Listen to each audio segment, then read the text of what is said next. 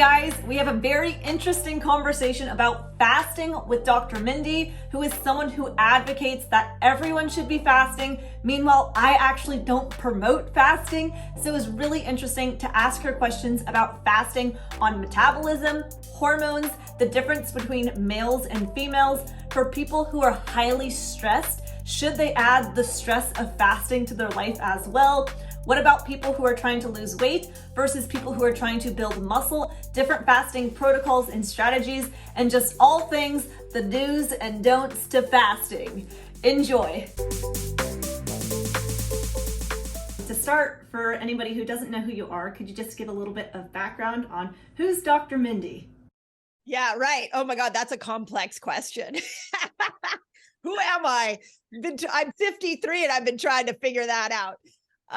My background is as a chiropractor. I had a chiropractic biohacking clinic for 26 years, serving families in Silicon Valley. We did all kinds of biohacks for those 26 years. And about 7 to 8 years ago, I discovered fasting. And at the time, I was doing a lot of nutritional work with my patients. I was doing a lot of supplementation. And when I discovered the tool of fasting, I realized that it was going to be more powerful than any supplement I could ever give a patient. And so I started teaching my patients fasting, and holy cow, like they healed like nothing I'd ever seen. And so I got really excited about fasting, and I took it to the world on YouTube, as you know, put out some videos about the science behind why fasting is working so well. And then the whole world started chiming in and sharing their experience with fasting. And now I'm just a woman on a mission trying to get fasting, the tools of fasting, into as many people's hands as possible, because it's so incredibly cool. It's so incredibly effective. It's time effective. It's cost effective. I've never seen a healing tool that can help so many. That's so true too about the cost effective part. It's like, there we go, save some money right there. So yeah, absolutely. When you talk about the science behind fasting, like what does that mean for people? Like, you know, there's so many different diets and so many different things that have the science behind it, and you're like, wait, so a vegan diet, but then there's the carnivore diet, so like now there's the fasting idea. So what does that mean in terms of the science behind fasting? It's such a good question, and here's what I would say is that I feel like when it comes, I mean, it depends what topic we're talking about, but let's just say weight loss. When it comes to weight loss, man, if we've been having the wrong cultural conversation, we've been debating what food to eat to lose weight. You know, you've got the vegans and the carnivores like fighting with each other. You got people that are like, this is the best diet and everybody should get on it. And what I realized in diving into the science is that when we only look at working with our food, we're just trying to manipulate our food choices, we're only operating from one energy system, and that's our sugar burner energy system. So when glucose goes up, our cells use that glucose for energy.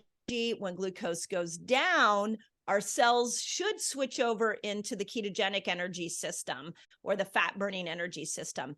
But what's happening is people are not fasting long enough. They're not getting enough time with that blood sugar coming down to switch over into this fat burning ketogenic energy system.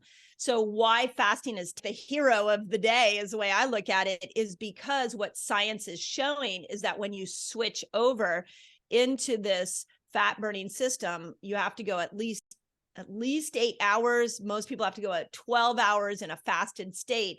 All of a sudden, all these miracles turn on. Your own neurochemical system gets activated. So we see in science everything from growth hormone going up, testosterone going up. We see the cells go into a state of autophagy where they clean and repair themselves. We see that as ketones go into a person's system, the brain gets energized and mental clarity becomes more accessible to people. We see the intestinal tract of people's digestive systems reboot, the dopamine system reboots, the immune system reboots, all of that from allowing our body to go longer and longer in these fasted states. And I mean, there's so much science. If you pick an hour of fasting, and I can tell you the science behind it, and it's just been profound. So the benefits of fasting are vast. They're scientifically proven, but not everybody's found their rhythm with it. So I was going to ask, are there other benefits to fasting other than weight loss? Because for myself, I do more like intermittent fasting, and I feel like in the morning, if I don't eat, then my brain works better. And if I'm going to do an interview, or if I'm going to need to use my brain more, then I will fast. And I feel like it works better. However, I'm also a pretty lean person. And so I can't get away with, I feel like for myself, fasting too much. So I guess, is there a distinction for you with like, I've heard you talk about 36-hour fast. I don't think I should be doing 36-hour fast. I would love to hear your opinion on that. But who does fasting benefit? Everybody, or specifically people who are trying to lose weight? Because I'm trying to build more muscle, so I have to make sure I'm eating enough food, and it's pretty hard to get in enough food if I'm fasting too much. Oh my God, this is such a good question. Thank you for asking it, because doesn't matter, what your age, what your size, where you are, everybody benefits. So fasting, let's just have that general understanding, everybody benefits from it. Now, why would you want to dip into these longer fasts? Really think of it like you are giving the intelligence in your body a chance to actually work and clean house. So when we look at people who are eating all day long, depends on what you're eating, but if you're eating inflammatory foods like most of the world is eating, you're raising your inflammation, you're raising your glucose, you're raising your insulin, you're throwing your body into a metabolic mess. Now, it doesn't matter if you are the size you want to be or you're trying to lose 100 pounds. Cleaning up that metabolic system is going to improve your immune system. It's going to improve your mental clarity. It's going to slow down the aging process. So there's so many reasons why we want to fast. And in the new book, I put out 6 different reasons. So I have 6 different fasts that range from 12 hours to 72. And weight loss, the 36-hour fast is really good for those people who have stubborn weight that will not lose. The science is showing that if we keep throwing some 36-hour fasts at it, it unsticks weight. And I have seen this work on hundreds of thousands of people now. But somebody like you would use it for brain clarity. I love that you said that when you want to be at your mental best, you don't eat, you fast. That I do the same thing. When I first discovered fasting, I actually gave a presentation to my community, a live presentation. There was over 200 people in the room, and I wanted to bring the science of fasting to them. And the actual talk was on the 5th day of a water fast for me. And so I was like going through this talk, and at the end of the talk, I revealed to them, like, I've been fasting for 5 days. And can you see that I'm more energized 5 days? I've got more mental clarity 5 days in. I'm not falling apart. And I think that's the thing we have to realize, regardless of your size, is the longer you fast, the more healing kicks in. Now, to your point, I don't want to lose muscle. I don't want to lose weight. So we have to remember that fasting is time-restricted eating. It is not calorie counting. So let's use you as an example where let's say we throw you into a 48-hour fast. I call the 48-hour fast your dopamine reset fast. Science shows us that you can actually create new dopamine receptor sites. So it's a beautiful fast for mood and mental health. But if you don't want to lose weight, what you would do is you would dip into that fast, do it for 48 hours. You may feel like your muscles are declining. You may feel like you're losing weight, but it's temporary. And when you bring food back in, you got to bring protein in, and you got to do it in a large amount. So the science on protein shows that we can build muscle when we eat 30 grams of protein at each meal. And if we do that in a cyclical way, where let's say we put you into 48-hour fast, you break your fast with protein, and then every 2 to 3 hours, you're doing another 30 grams of protein, another 30 grams of protein, and you do that for a day or two. And actually, I'm going to have you try this, because what will happen is that now 2 to 3 days after that fast, you're going to have more muscle and you're going to be able to build more muscle with your workout than you've ever dreamed possible. So we have to remember that what happens in the fasting window is a temporary healing effect. And when we integrate food back in, there's benefit to that too. And if we're strategic about the foods we bring back in, we can take things like building muscle to a new level. Very interesting. So I've only ever done a 24-hour fast twice, or maybe 3 times. But regardless, the first time I did it, I probably ate at around 2 o'clock in the afternoon. And when I laid down to go to sleep at night, my stomach, even though after 2 o'clock I felt fine, I had my big meal, I felt fine. But when I laid down, that's when my stomach started making all these gurgly noises. I've had a horrible night's sleep. So the next time I tried a 24-hour fast, I ate all of that food at 10 a.m. So I was eating a lot because I was like, okay, I need to make sure I eat enough. So I did it at 10 a.m. Again, the whole day I felt fine. I didn't feel uncomfortably full. But when I laid down for bed, that's when my stomach started acting up and having pain, and I didn't sleep very well that night. So I'm wondering, like, did I do it? Did I have too much food prior? Or how does someone even know how to start fasting? Yeah. Did you do 10 a.m. to 10 a.m.? Like that was your fasting window? Yep. Yeah. Actually, I want to make sure that gets highlighted, because fasting doesn't have to be dinner to dinner all the time when you do a 24-hour fast. A lot of people, when they go into 24-hour fast, they do lunch to lunch so that you can sleep better. But having said that, this is such an important healing concept that we cannot miss. In our healthcare system, we've been trained to really look at symptoms as negative. The body is doing a bad thing. But when you look at something like a fever, as uncomfortable as it is, it's the body's intelligent way of burning out an infection, but it's suffering to us. But the body's doing the right thing at the right time. So in your example, what could have been going on is that all of a sudden at the night, your body, when our body repairs, it was repairing that digestive system. So it felt like cramping. We've seen people get bloated. We've seen constipation. We've seen diarrhea when it comes to the gut. Are those bad things? The body's healing itself. It's shedding the bad bacteria out. It's taking the good microbes at that 24 hours, and it's like separating them out. So they call it geographical relocation of the microbes.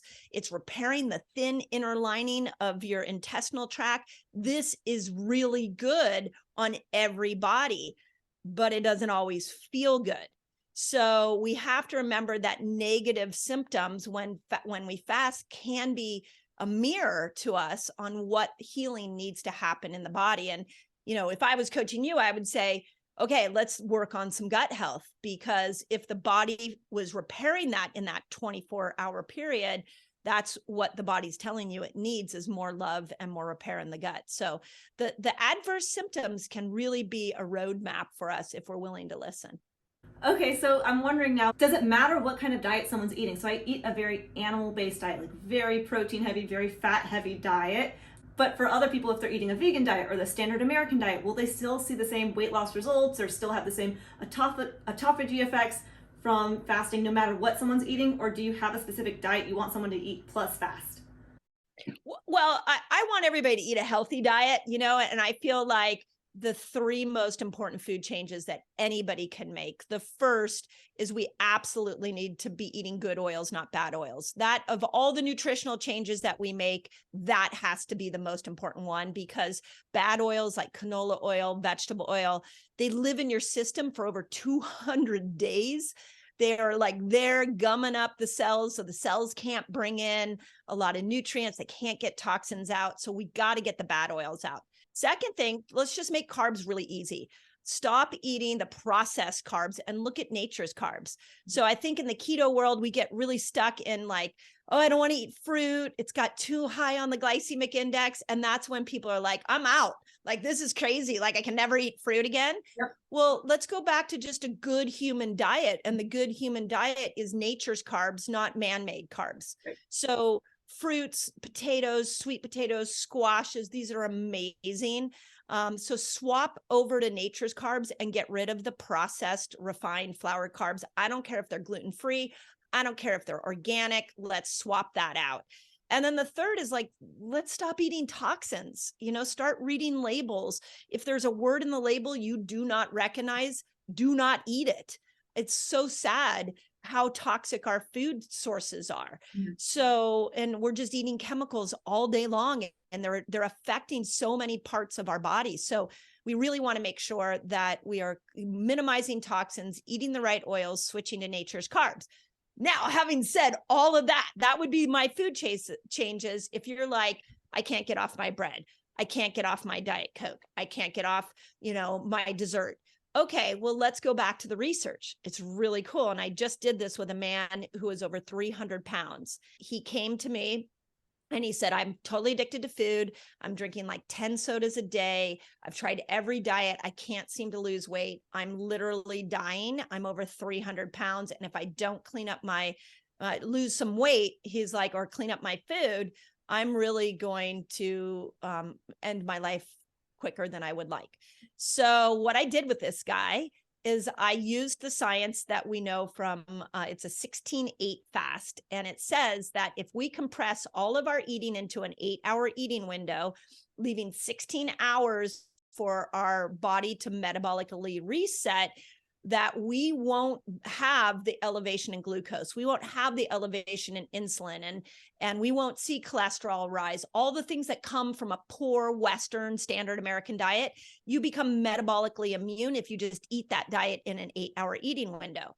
So that's what I did with him. I'm like, just keep eating everything that you're normally eating. I just want you to push your breakfast back an hour. And so he started doing that. I'm like, and after that gets easy, I want you to push it back another hour. So we did this for a month with him. He didn't change his food. All he did is slowly compress all that food into one time period where he got to 16 hours of fasting, 8 hours of eating. First month, he lost 13 pounds. 13 pounds. He didn't change anything he ate. He just changed when he ate it. He compressed it into an eating window. Second month, I said, okay, let's go after the soda now. How about you just have soda outside the house, but inside the house, you don't have soda. And I want to see if we can get you to 17 hours where autophagy kicks in and starts to clean up your cells. So we're just getting you 1 more hour in this fasting window. He did that. Second month, 9 more pounds off. Third month, now he's willing to make some food changes. And I had him just improve and add in protein. I didn't take away anything else. I just said, I want you to eat more protein because protein will help build muscle. It creates more insulin receptors. Now that month, he ended up losing another 15 pounds. 3 months in, we have not taken his soda away. We just made it outside the house. We have not changed his favorite greasy buffalo wings that he goes and his beer that he drinks with the buddies at sporting events. Didn't change all of that. And the guy is like down almost 40 pounds from just changing when he ate. So I think that's the message that people need to know. Now, I am not advocating for a standard American diet, but if you are having challenges trying to make changes to your food, let's go to when you eat first, and then we'll come back to what you're eating. Wow, I think that's a great approach because it's like the idea of changing everything in our world when you change your diet, it's just mentally more challenging other than the physical changes that will happen as well. I'm wondering though with this gentleman, if he, by shrinking the window, if he just naturally was calorie restricting. Possible. And if he was, great.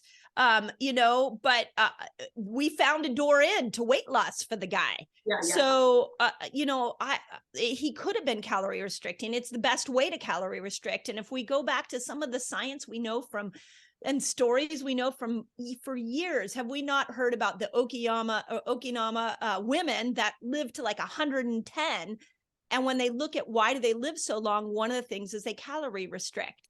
Well, if you go into the science on that, they actually time restrict their food. And so therefore they're getting less calories in and their bodies are able to live much longer. So yeah, it could be calorie restriction, but it's a beautiful door into calorie restriction. Is there a difference between men and women in fasting?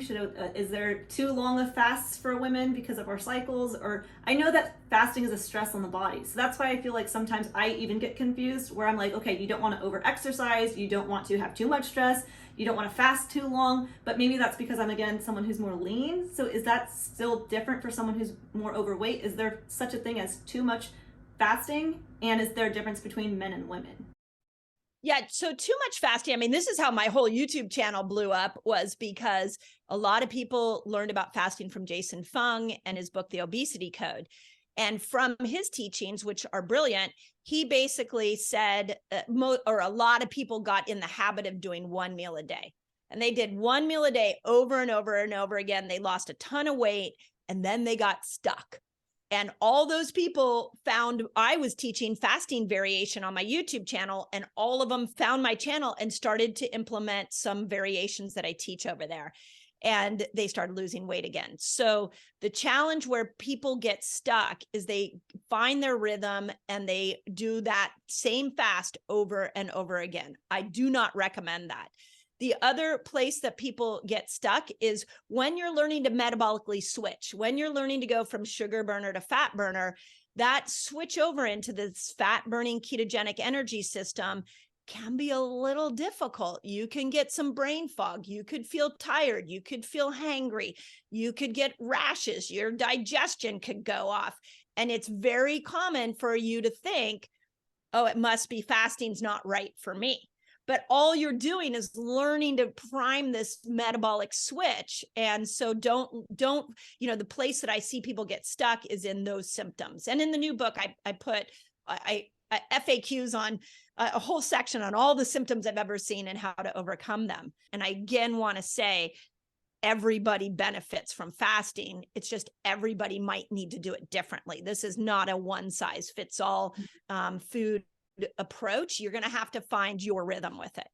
Second thing on the men versus women, men have one hormone that drives them. It's testosterone.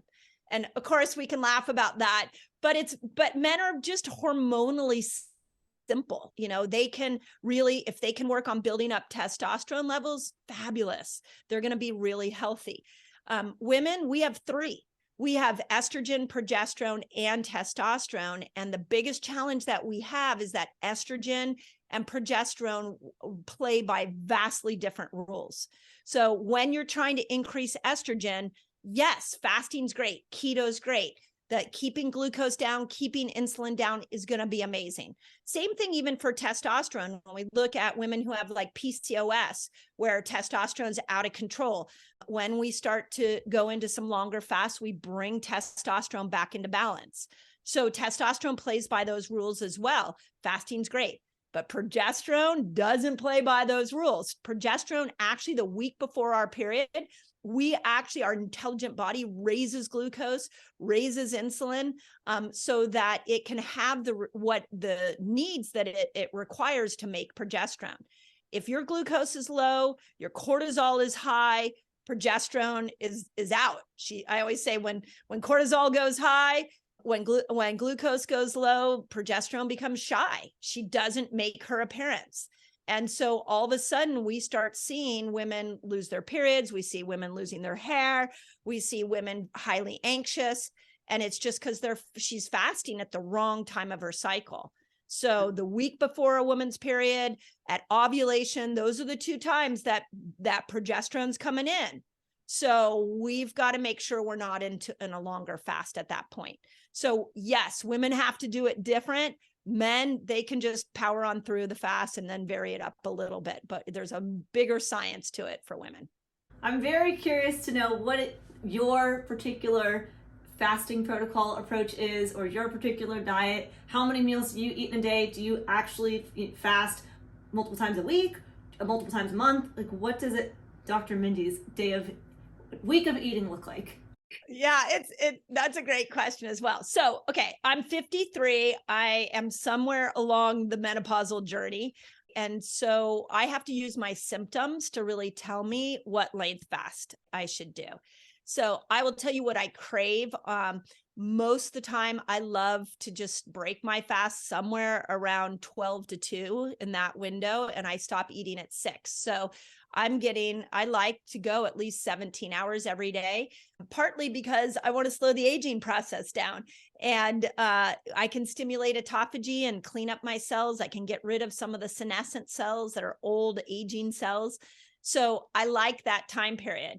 I would say most days I do that. Now, where I use my symptoms is when I look at the needs of progesterone, and how I know progesterone is showing up is I start getting hungry in the morning, like 10 o'clock, 9 o'clock. I'll be like, okay, that's really weird. Why am I hungry? Or I start spotting, and I still have a cycle, and I'll start spotting, and I'll be like, oh, okay, progesterone is trying to come in. Or I struggle to sleep, and I will be like, okay, that's weird. I think progesterone needs my help. So when that shows up and those symptoms show up, then all of a sudden I'll eat breakfast. I'll eat just 2 days ago, I was like, why am I so hungry? It's like 9 o'clock in the morning. I eat breakfast. I listen to my body. And then the next day I wasn't hungry. So I'm always varying the length based off of my symptoms. And I think that's probably the most important thing for most women, and especially women over 40, is to get to know these symptoms. And hopefully in the book, I do a good job of explaining that. Then I guess just to go back to stress, if someone's very stressed, if someone has a very stressful life, should they be adding on fasting on top of that too? Or do you think that they need to give their body more of that like balance of, I think of the Strong Sisters. I don't know if you've ever heard of them, but they were close with like Dr. Paul Saladino on the diet, on the doctor's show that one time. But they were doing a carnivore diet. They were also fasting a lot. They were also over exercising a lot. And the way that they brought their menstrual cycle back is that they stopped fasting as much. They started feeding, I think, every 2 hours. They brought back in carbohydrates, and they stopped exercising as much, and they just turned to walking. So that's where I'm kind of just wondering, for people who are highly stressed, should they also be adding on fasting, or they should work on lowering stress in other ways so they can still add in the fasting? Yeah, the reason that they lost their cycle is because they weren't fasting and eating for their cycle. So it wasn't that the carnivore diet was wrong for them. It wasn't that low carb was wrong. They just didn't know when to add the carbs back in. So I want to address that. And if you read Paul's book, he's got over 600 sightings, research studies showing the benefits of carnivore, but it has to be cycled as well, especially for women. The stress question, I think this is a really interesting one. If you let's say you're in an acute stress, like work is overloaded right now, you have a lot of challenges, maybe in relationships, like things are just hitting you and you're drowning, but it's temporary, like, let me just, in a couple months, I'll be doing better. That would not be the time to start learning to fast. Because to your point, your cortisol's high, you're going to stack cortisol. Fasting will raise cortisol, just like exercise raises cortisol. So now you're stacking 2 cortisol producing habits or experiences to the body, and your body's going to suffer. So if you're in the thick of a trauma or some kind of acute stress, then I would say don't fast and wait till you're out of that. Now, most people have chronic stress and it's just going all the time. So if that's you and you're like, well, I don't see an end to this stress, then I would say slowly work yourself into a fasting window. And in the book, I have a pre-reset, is what I call it, where I help you see how to switch your foods and then how to slowly compress your eating window. If you do it in a slow and methodical way, you won't spike cortisol as high, and you will find that fasting actually becomes this incredible tool to help you manage your stress. Because when you're in ketosis, the more your ketones go up, the more GABA goes up. And GABA is the calming neurotransmitter. So it really, again, we're back at, who you are, bioindividuality, what sex you are, and is it an appropriate time for you to fast? So I think it's important that we look at stress as, is it chronic or is it acute? If it's acute, no. If it's chronic, let's just slowly move into it, and you will see that it's an incredible tool for stress. Okay, so it's again, no matter what your situation is, male, female, stressed, not stressed, overweight, lean, fasting, as in a time restricted eating window is beneficial to anybody. It's just how long you're going to do that fast. So if you are a gentleman who has 100 pounds to lose, you may be able to do a 36-hour fast, and you may want to do that a couple times a week. Yeah, you know what? The science on the 36-hour fast for those, and for men, let's just start with men here, that are looking to lose weight, is really interesting. So it was 36 hours on a fasting followed by 12-hour eating window, then 36 hours fasting, 12-hour eating window, and they did, and the participants, both men and women, did this for a month, and they saw a tremendous amount of weight loss happen. And it mostly happened around the belly, which how many people are trying to lose weight around the belly? So for a man, I would say, yes, you want, make sure, lean into those longer fasts to be able to unstick weight. For women, we just have to take our hormones into consideration. And really that's what the whole Fast Like a Girl book is about, helping women understand what that means. And so for that person who's doing that 36 hour, then 12 hours, and 36 hours and 12 hours, and they do that for a month, is it once they hit their goal weight, then they don't have to continue doing that? Or would you say, no, continue doing that forever? Because I'm wondering how this impacts metabolism. Yeah. And that's a really common question. So once you hit your goal weight, your fasting lifestyle changes. So I would not do that 36-hour fast. Like for you, that 30 days, 36 hours on, 12 hours off, I wouldn't recommend it. You're not trying to unstick weight. In the new book, I call it the fat burner reset, because it's exactly that. It's meant to unstick weight, doing it in those longer fasts. So yeah, I wouldn't say that that's going to be everybody's go-to fast. I think we need to learn. And this is why in the book, I have 6 different level fasts, because I'm trying to give everybody a tool that may work for them. And that might not be your tool if you're at your weight. Once you're at your weight, it's really interesting because you just get to choose your fast based off of another marker. So like I fast for mental health. I fast to keep my gut in shape, and I fast to make sure that I'm always getting rid of these senescent aging cells so I can slow down the aging process. I'm not fasting to lose weight.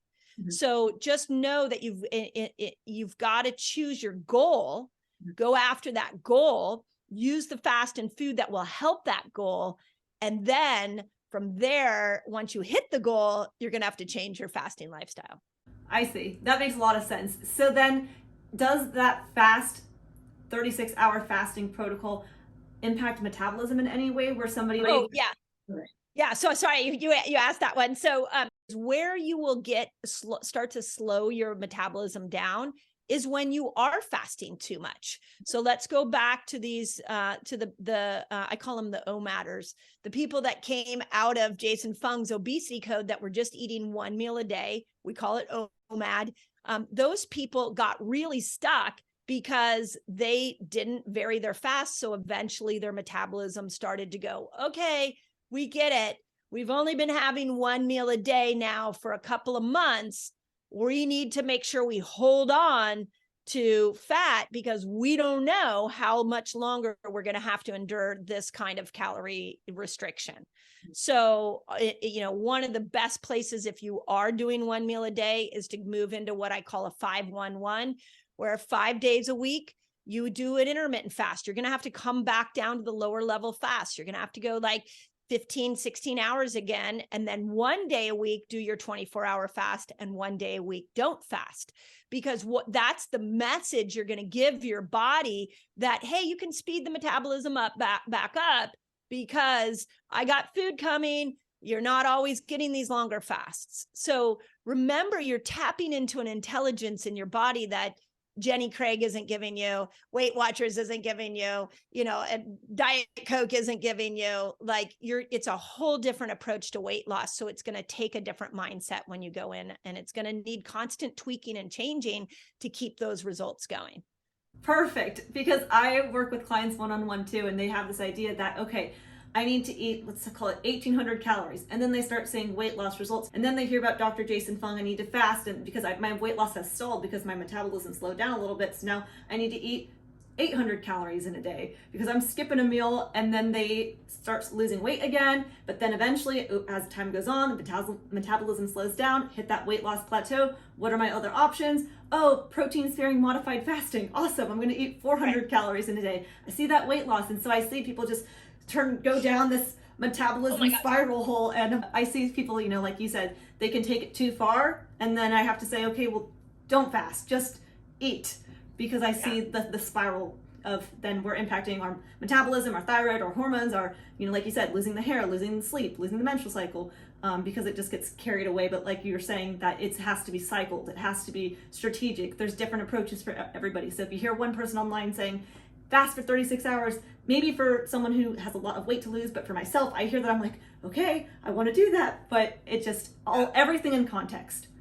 Yeah. And I think here's what has gone wrong with the diet culture is we're looking for the absolute. Yeah. There is no absolute. Just one, and every new diet you give your body, it's actually going to be probably positive. So if you've done a diet and you're like, I lost weight, but then I stopped, it's because what you did is you changed up a habit and the body adapted favorably. And so you got to change it again so it can adapt again. The best analogy I can use with this is it's like a workout. If you went to your trainer and every single day your trainer did the same workout over and over again, the first couple of weeks, you'd be like, this is amazing. I'm doing so well. After a couple of months, you'd be like, okay, I'm bored. I'm not getting the result. And you would think it's the trainer's fault. It's not the diet's fault. It's that you need to keep switching it. And I'm going to come back to women. We're so blessed because we have to switch it according to our hormones. We just never got taught that. Mm-hmm. So I really want to break open this idea that there's one perfect diet for every human. And that once we find that diet, we're going to do it over and over and over again. I want to flip that and say, once you find that perfect diet and you're getting results, it's time to change. And you got to make some modifications. And so from there, then we can start to get another layer of healing. I get that's confusing, but let's ask ourselves, why are people getting more obese? Why do we only have 12% of Americans that are metabolically fit? And a large part of it is people are either exhausted with their food choices, they're exhausted searching for that perfect diet, or they have found their perfect diet and they're scared because it worked for them years ago. They don't want to let go of it, even though it's not working for them anymore. The body is in a constant state of adaptation. And so let's use that to our metabolic advantage.